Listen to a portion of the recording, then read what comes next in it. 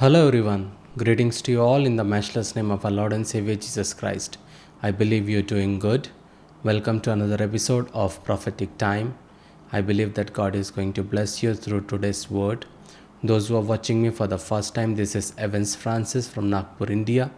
I'm an evangelist into full-time ministry from last 14 years.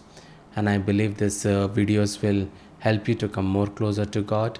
If you haven't subscribed to this channel, do subscribe, hit the bell icon.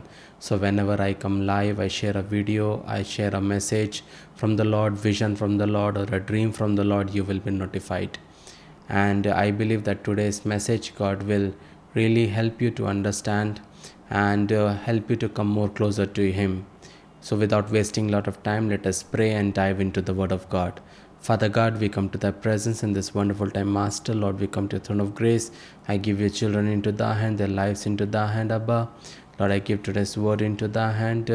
I cancel all the disturbances in the name of Jesus, Master. Let your people, Lord, hear the word, Master, and allow it to take a deep root in their lives, Master, so that they will be able to bear fruit in their lives, Master. Lord, you're doing it. For that I thank you. In Jesus' precious name we pray. Amen, amen, amen. When we read 1 Samuel chapter 10 verse 26, it says, when Saul returned to his home at Gibeah, a group of men whose hearts God had touched went with him. I don't know of any scriptures that is more tense with potential than our present passage. It says a group of men whose hearts God had touched. That when we see the nation of Israel, it has been a theocracy. That means they were a nation ruled by God. Other nations were ruled by earthly kings, but Israel was to be unique among the nation in that they were to be ruled by God. Through them, God wanted to show the world how blessed a nation could be when it was ruled by God. And when we read Psalm 144 verse 15, there the psalmist say, happy is the people whose God is Jehovah. Remember, God always had his men who declared to the people the will of God, but the people recognized that he was just a puppet in the hands of God, and declaring to them the plans and purpose of God. They knew that God reigned over them. So now they have come to the prophet Samuel with a demand. The people of Israel, they came to prophet Samuel with a demand that he set over them a king that they might be like other nation. What a tragedy. When a nation or person decides that they do not want God to rule over their lives, but they want to be like the world. You remember, there is always very strong pressure to be like the world, but the scripture warns us. When we read 1 John chapter 2 verse 15, it says, do not love this world nor the things it offers you, for when you love the world, you do not have the love of the Father in you. Remember, there is a rebellion within the heart of a natural man against God reigning over their lives. And Jesus spoke a parable in Luke 19 that mentions to this. It says, when we read Luke chapter 19 verses 12 to 27, it says, he said, a noble man was called away to a distant empire to be crowned king and then return. Before he left, he called together 10 of his servants and divided among them 10 pounds of silver, saying, invest this for me while I am gone. But his people hated him and sent a delegation after him to say, we do not want him to be our king. After he was crowned king, he returned and called in the servants to whom he had given the money. He wanted to find out what their profits were. The first servant reported, Master, I invested your money and made 10 times the original amount. Well done, the king exclaimed. You are a good servant. You have been faithful with the little I entrusted to you, so you will be governor of 10 cities as your reward. The next servant reported, Master, I invested your money and made 5 times the original amount. Well done, the king said. You will be governor over 5 cities.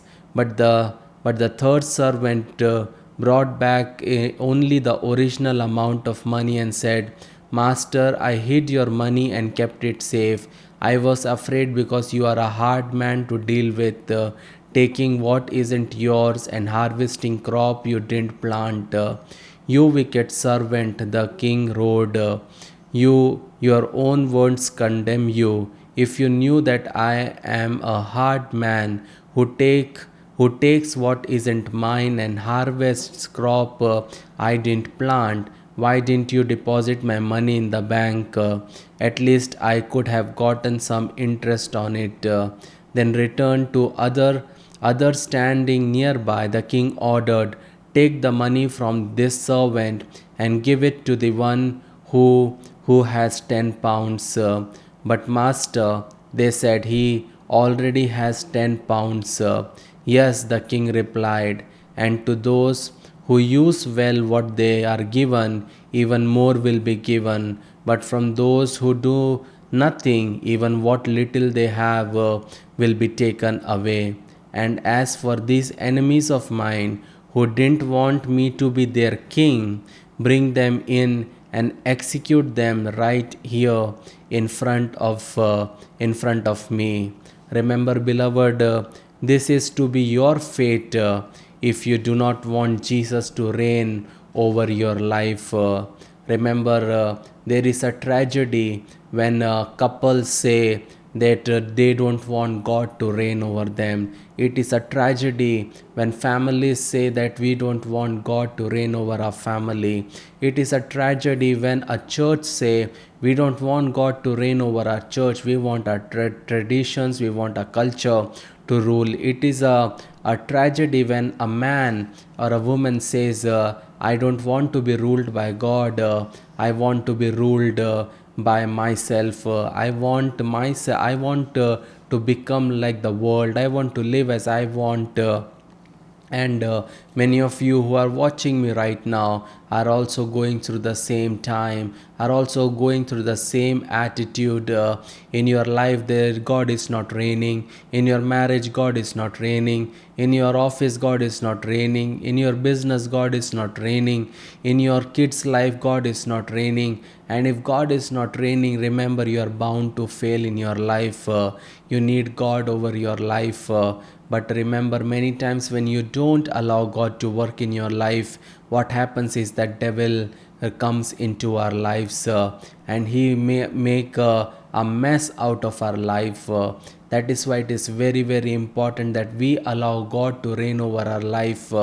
We allow God to work in our life. We allow God to change the situation instead of dictating God what to do. Instead of that, you should be submitting yourself to God, that Lord, you work in my life as you want. I am just your servant, and I will do what you ask me to say. I will say what you ask me to say. I will do what you ask me to do. I will go where you ask me to go. I will follow you wherever you go. I will follow you wherever you tell me to go. Remember, that is our attitude in a Christian life. I remember many times God tells us, do this, do that, but remember, we run our brains. We run. And we do what is not necessary. But what is important is that, beloved, that we allow God to work in our life. Remember, when Samuel heard the request of people of Israel, he was heart sick over their demand for a king and took it to the Lord. And remember, this is how we have to be in our life also. When trials come in our life, when problem come in our life, remember what Samuel did. He took it to the Lord. We have to take our problems to the Lord. We have to take our struggles to the Lord. We have to give our pain to the Lord. Whatever trials you are going through, remember, man is going to help you a little bit, but remember, when you take it to the Lord, when you take it to the cross, remember, you will find complete deliverance in your life. You will find complete healing in your life. And God told Samuel to follow the voice of the people, for they had not rejected Samuel, but they had rejected God from ruling over them. My question to you is, just who or what is ruling over your life today? Could it be said that you have rejected God from ruling over you? Remember, you have to ask that question today, that who is ruling over my life? Is it a pastor that is ruling over your life? Is it a bishop that is ruling over your life? Is it some apostle that is ruling over your life? Or is it God that is ruling over your life? Remember, you should never give the place of God to anyone. It should be God, and God always, that should be ruling over your life. That is very, very important. Many times in our life, our husband rules, many times wife is ruling, many times children are ruling, many times the wrong people are ruling. But what is important is that to question yourself, that who is ruling upon your life. I am reminded of the words of Jesus concerning the rich man in Luke 16. It says, when we read Luke chapter 16 verses 23 and 24, it says, and he went to the place of the dead. There in torment he saw Abraham in the far distance with Lazarus at his side. The rich man shouted, Father Abraham, have some pity. Send Lazarus over here to dip the tip of his finger in water and cool my tongue. I am in anguish in these flames. Remember, here you can see the rich man was in such situation because he said, he chose himself to rule over his life. God was not ruling over his life, and because of that, he went to hell. Remember, many times when you stop God to rule over your life, remember that there is a chance that you might end up in hell, because there is nobody to guide you, instruct you. You need God in your life. That is very, very important. When we read Romans chapter 12 verse 1, there we can see Paul wrote to the Romans to present their bodies unto God as living sacrifices, holy and acceptable. It says, and so, dear brothers and sisters, I plead with you to give your bodies to God because of all he has done for you. Let them be a living and holy sacrifice, the kind he will find acceptable. This is truly the way to worship him. It is important, beloved, to live your life as a living and holy sacrifice, and the kind that he will find acceptable.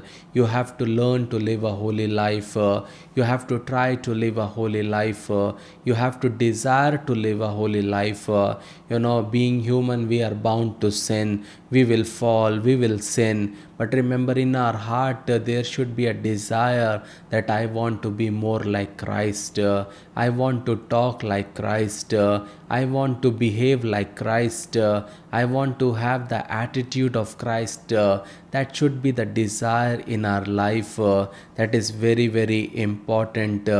Remember, Jesus spoke of the inconsistency of those who called him Lord, yet did not. But did not the things that he has commanded them. When we read Luke chapter 6 verse 46, it says, he says, why do you keep calling me Lord, Lord, when you don't do what I say? Remember, that is what happens in many of our lives. We go to church, we sing songs, we read the word of God, but we do not do what it says. We do not do what the word of God says. We do not follow the voice of God. We do not follow the principles of God, and we are expecting to go to heaven. Remember, what is important is that follow God, follow the will of God, follow Him all the time. That is very, very important. Remember, the big issue at stake is, are you the captain of your fate? Are you the master of your soul? Or have you relinquished the control of your life to Jesus? That is the biggest question you need to ask listening to this video. That have you relinquished the control of your life to Jesus? Have you given your control of your life to Jesus? Have you given your marriage into the hands of Jesus? Have you given your children in the hands of Jesus? Have you given your business in the hand of Jesus? Have you given your church in the hands of Jesus? Have you given your ministry in the hand of Jesus? That is the question you need to ask yourself today when you watch this video. That who is ruling over your life? Whom are you following? That is very, very important question you need to ask yourself. Here we find God accommodating the will of the people. They are not satisfied with God's best for their lives, but are determined to bring God down to their level. Remember, it is always a sad and tragic day when a person is adamant before God, declaring, "Not your will, but my will be done." Remember, it is the saddest day. Remember that when was the time that you say, "Lord, your will be done, not mine." But many times in our life, in our character, in our attitude, we are declaring, "Not your will, but my will be done." But our life should be, "Lord, not my will, but yours will be done." That should be our life. That should be our character. That should be our attitude. That is the way we should live in our life. Remember, when we refuse to rise to God's level but insist that He come down to our level. Remember, that I have discovered that even if you bring God down to your level, He is gracious and will do the very best for you on that level. Remember, the nation of Israel insisted on bringing God down to their level. He desired desired that they be a theocracy. They were insisting that they become a monarchy. Remember, that is your question. That is the question you need to ask in your life. Do you want theocracy in your life? Do you want God to rule over your life? Or you want a man to rule over your life? You want you to rule over your life? You want Satan to rule over your life? That is the question you need to ask yourself, beloved. That is very, very important. Remember, we then see God's choice for their king, Saul, the son of Kish. He was the finest man available at that time. When we see his natural talent, he was tall and good looking. In fact, there was not a man in Israel that was more handsome than he. He came from a good family. He knew that his father would worry about him when he did not come home on time. He was humble. God filled with the Holy Spirit. There went with him a band of men whose heart God had touched. Remember, if ever there was a formula for success, we find it here. Yet tragically, his life ended in failure and disgrace. Remember, the man who started out so humble, soon became prideful and vain.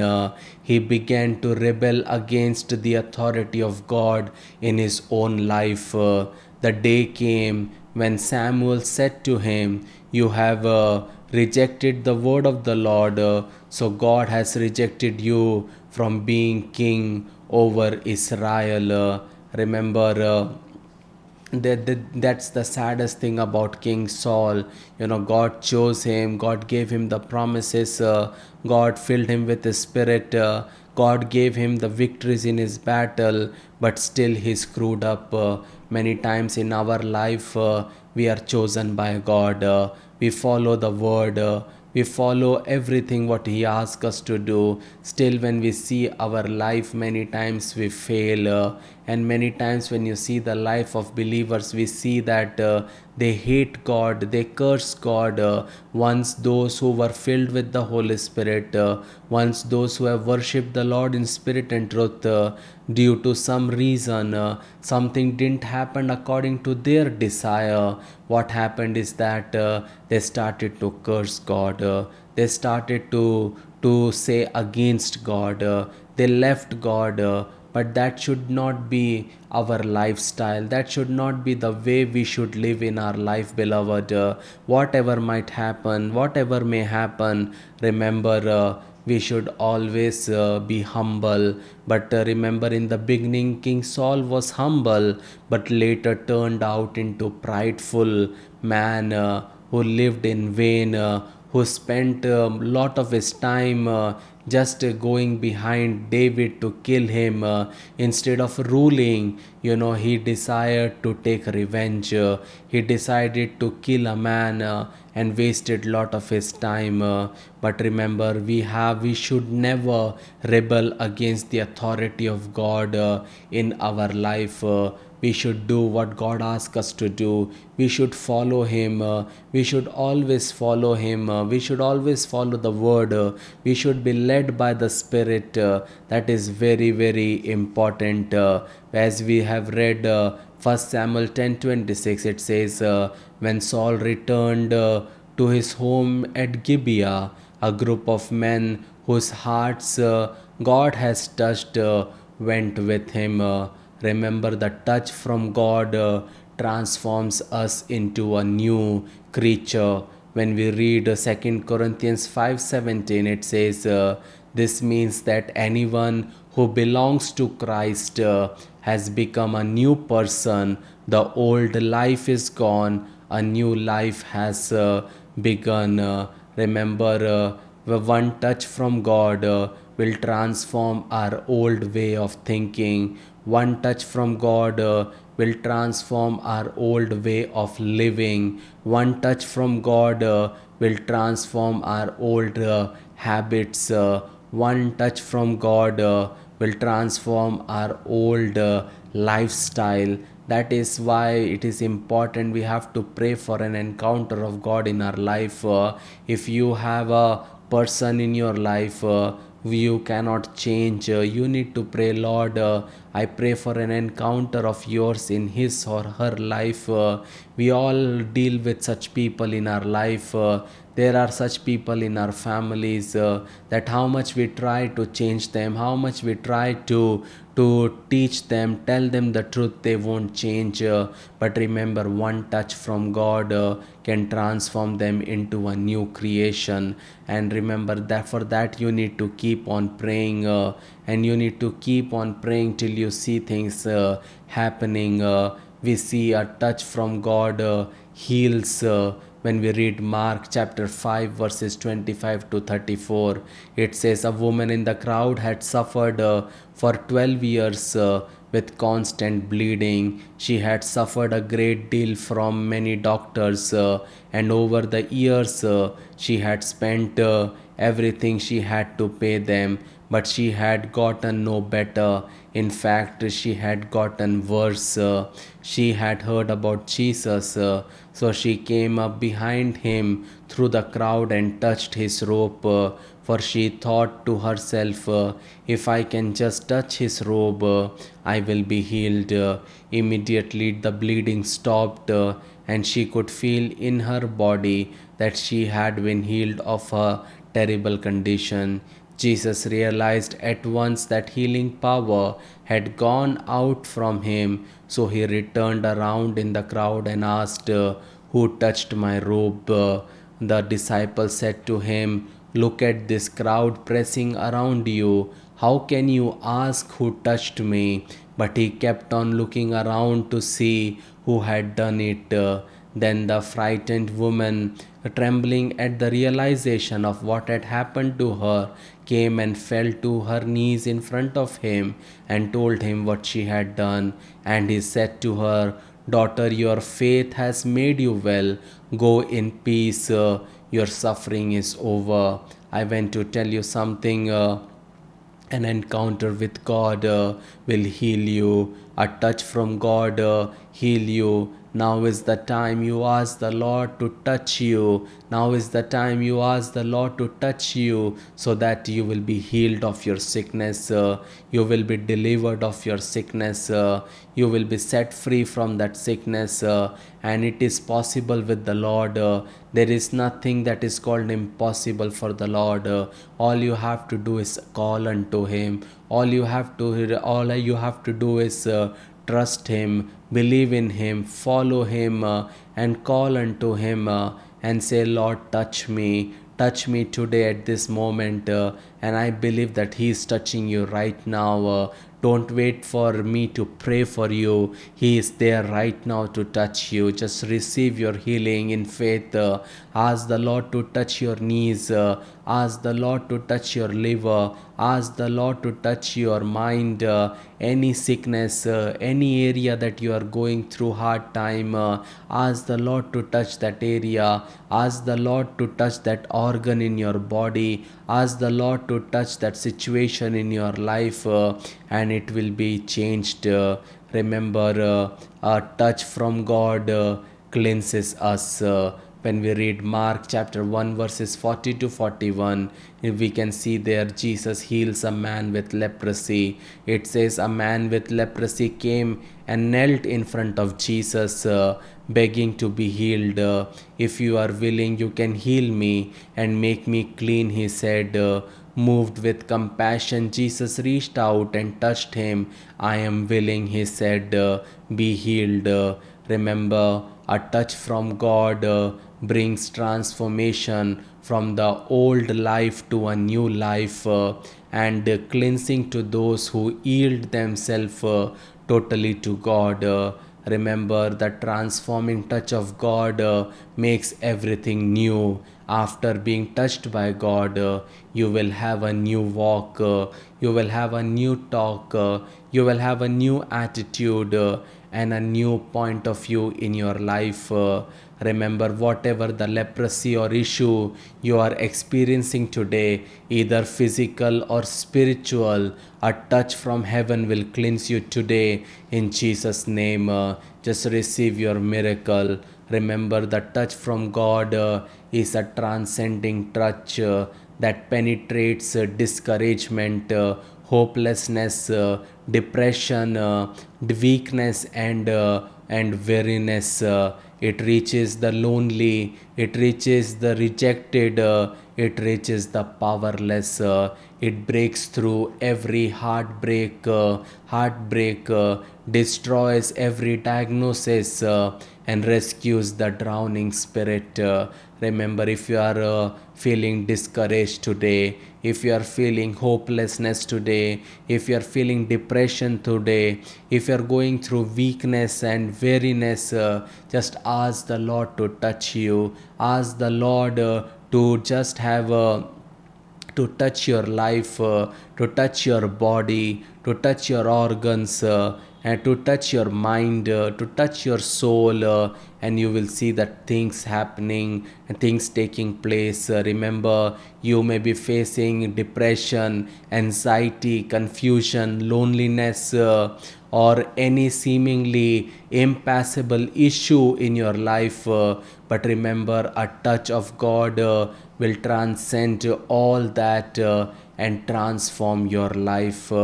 Remember, a touch from God open blinded eyes. When we read Mark 10:46, it says there we can see that Jesus heals blind Bartimaeus. It says, then they reached Jericho, and as Jesus and his disciples left town, a large crowd followed him. A blind beggar named Bartimaeus, son of Timaeus, was sitting beside the road, began to shout, Jesus, Son of God, have mercy on me. Be quiet. Many of the people yielded at him, but he only shouted louder, Son of David, have mercy on me. When Jesus heard him, he stopped and said, tell him to come here. So they called the blind man. Cheer up, they said, come on, he is calling you. Bartimaeus threw aside his coat, jumped up, and came to Jesus. What do you want me to do for you? Jesus asked. My rabbi, the blind man said, I want to see. And Jesus said to him, go, for your faith has healed you. Instantly the man could see, and he followed Jesus down the road. I want to tell you something, beloved. A touch from God triumphs over darkness and opens your eyes to the true light. Remember, that is very, very important. You might be today spiritually blind. You can't see the work of God, but I pray that your spiritual blindness be removed from your life, and you might be able to see the hand of God in your life. You might be able to see the power of God in your life. You might be able to see the provision of God in your life. Just receive your miracle right now in the name of Jesus. A touch from God raises the dead. When we read Luke 7, we can see there was a widow in a city called Nain, and she had only one son, and this son had died. This woman was sorrowful and unhappy, and no doubt even wished she could trade places with her son. However, as they were going to bury this young man, they meet the Lord. Jesus stretches out his hand and he touched the coffin, and the man got up and he became alive again. Remember, a touch from God will revive whatever dead in your life, a dead relationship, a dead desire, dead finances. I want to tell you, a touch from God will revive that. Today, as you're listening to me, your relationship with your children is dead. Your relationship with your spouse might be dead. Your relationship with your neighbors might be dead. Your relationship with God might be dead. Your relationship with your friends might be dead, with your relatives might be dead, but a touch from God will revive it. Just call unto him and he will revive you. Remember, the touch of God for Noah was the touch of security. The touch of God for Abraham and Sarah was a touch of revival. The touch of God for Jacob was a touch of reconciliation. The touch of God for the Israelites was a touch of deliverance. The touch of God for Elijah was the touch of restoration and reassurance. The touch of God for David was a touch of victory over giant Goliath. The touch of God for the woman with the issue of blood was a touch of transformation. The touch of God for the leper was the touch of renewal. The touch of God for the blind man was the touch of recovery. A touch of God for the widow woman that lost her son was a touch of resurrection. Remember, what is important to know is that, beloved, a touch of God will change your life. A touch of God will change your situation. A touch of God will transform your life completely. Remember, you need to know something. Power is one of the most corrupting force in the world today. Remember, man is incapable of ruling without being corrupted. Even the finest man seen to become corrupted by power unless he remain fully governed by God.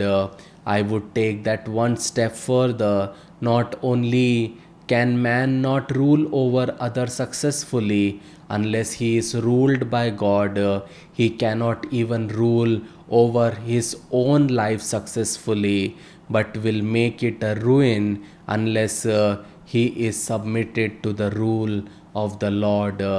Remember, having great potential is no guarantee of success. You might be listening to me, you know English better than me, you might be well educated than me, you might be better than others in many areas, but remember, great potential is no guarantee of success. Remember, King Saul had great potential, but he failed miserably. You may have been called by God, filled with the Holy Spirit, and by surrounded by a band of men whose heart God has touched, and still end up a total failure, for you ceased allowing God to rule over your life. Remember, beloved, it is not so important as how you started, as it is in how you finish. Paul wrote to Galatians, you did start well. What hindered you? You were hindered when you decided to take the control of your life away from God and become the master of your fate. Many of you are struggling is because you have decided to take the control of your life away from God, and you try to become the master of your fate. You try to become the master of your own life. You try to run your own life, and that is the reason that you are failing in your life. That is the reason that you are not able to succeed in your life. That is the reason that you are struggling in your life. Yeah, remember, we all have struggles, we all go through trials, struggles, pain, suffering, but remember, there are few who overcome it, and there are many those who die in that situation. You know, the reason is because they try to do things on their own. King Saul tried to do things on his own, and that was the reason that he failed miserably. When we see the life of David, he did as God asked him to do, and that is how we need to live in our life, and that is how we need to move in our life, that is how we need to carry ourselves in our life, that is how we need to teach our children in our families, that is how we need to teach the people in our congregation that you have to follow God.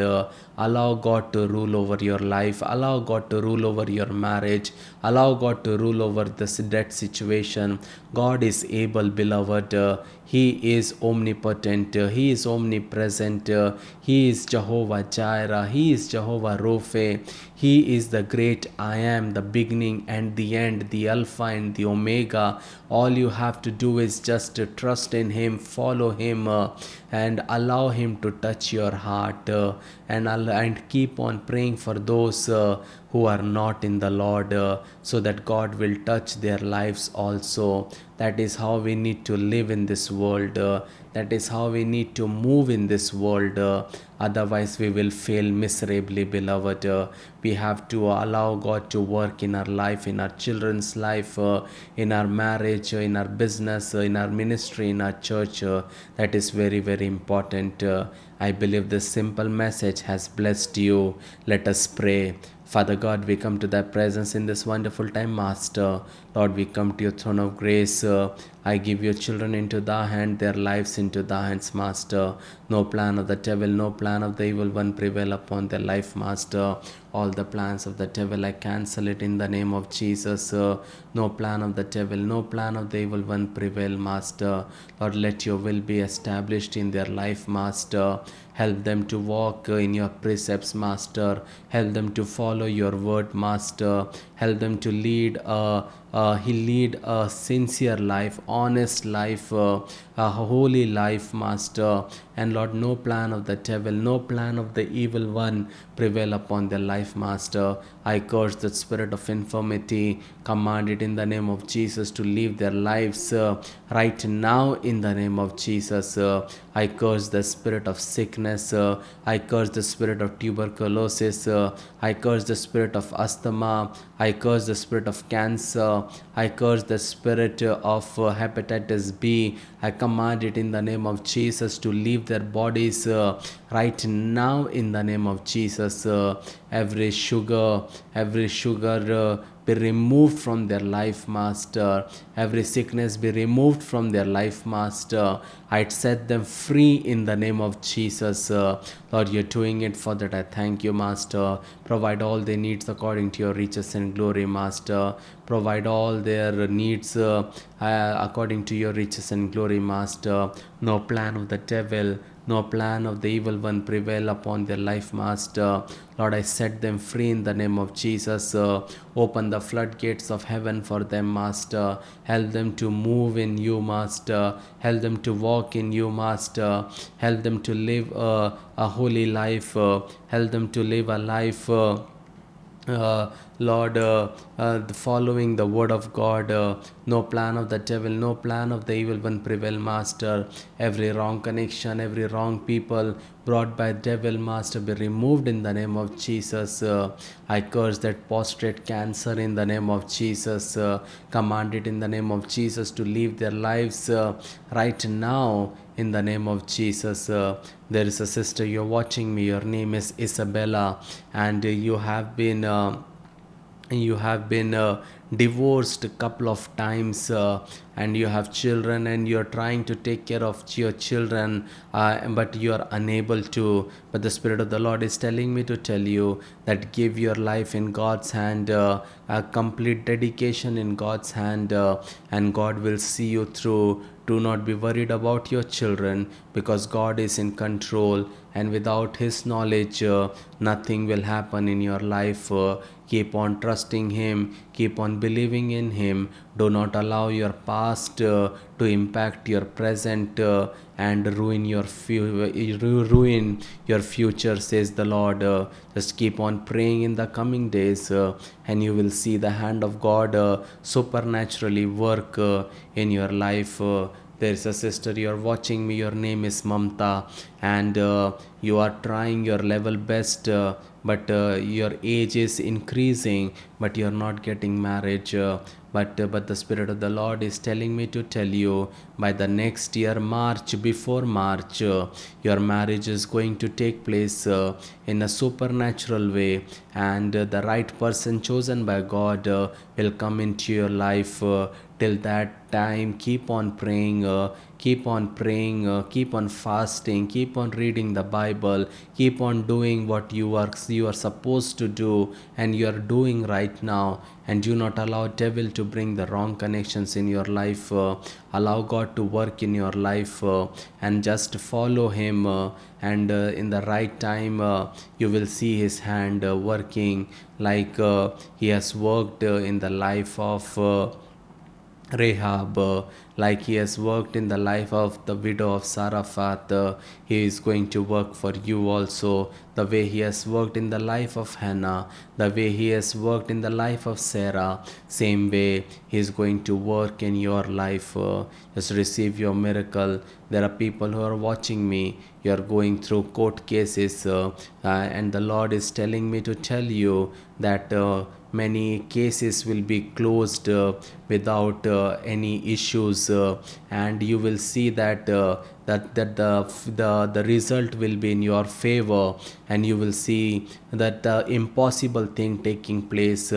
Those who are against you will be with you. Those who persecute you will come in the coming days, will celebrate you, and they will tell you that we don't want this thing, you just take it, just like the people when they left Egypt, and they took all the golds, and they took all the jewelry of Egyptians.